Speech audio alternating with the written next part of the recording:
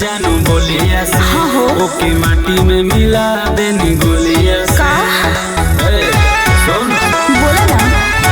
जवन बनत रहे वीर जानू बोलिया से ओके माटी में मिला देनी गोलिया से अच्छा भारी भवकाल तू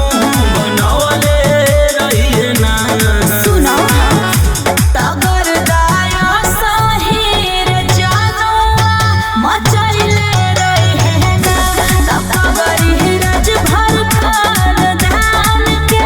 बचैले रहे ना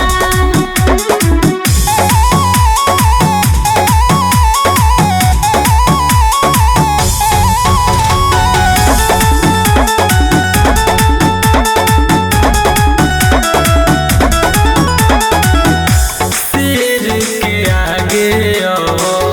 कात का सियार के पड़ गइल भारी छेड़ल राजभर परिवार के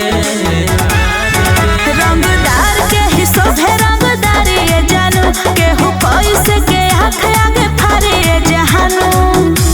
मोरे नाम के झंडा फहरैले रही है ना तगर दाया साहिर जानवा मचैले रहे ना तगरी रज भर खान धान के बचैले रहे ना तगरी रज भर खान धान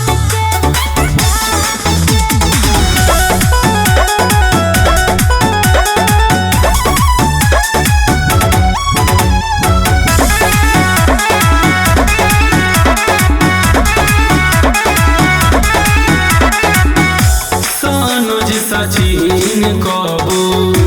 केहू से न डरल